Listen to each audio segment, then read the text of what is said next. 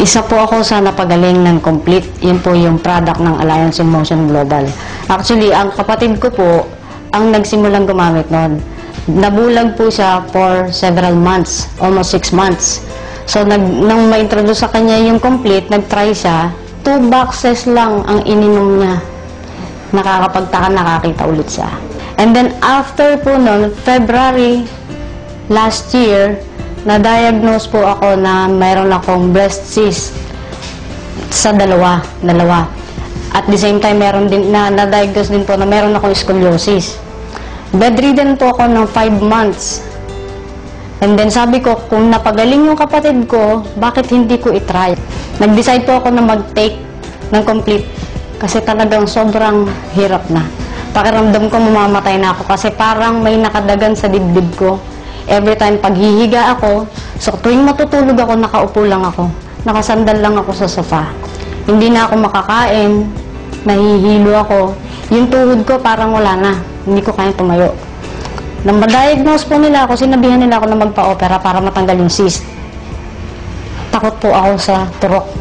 So sabi ko, dediretso ko. Uminom po ako ng 3 capsules every 4 hours. And then after 3 weeks po, sinubukan ko maglakad kasi nabawasan yung pain. So, hinahapo ako that time. After 3 weeks po, naglakad ako, nakaabot ako ng 3 blocks away from home.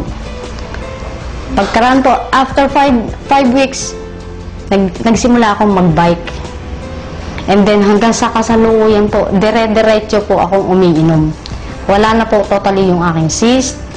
Hindi ko po alam kung paano natunaw yun, pero nawala po lahat ng pain. So, yung middle bone ko po na sinabi ng doktor na namamaga noong February last year, na-prevent po yung paglala.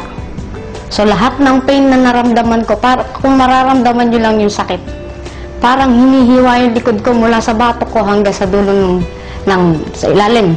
Para siyang hinihiwa. So, every time na huhugot ako ng paghinga ko, napakahirap para sa akin. So, nung mag-take ako ng Complete, lahat po nawala.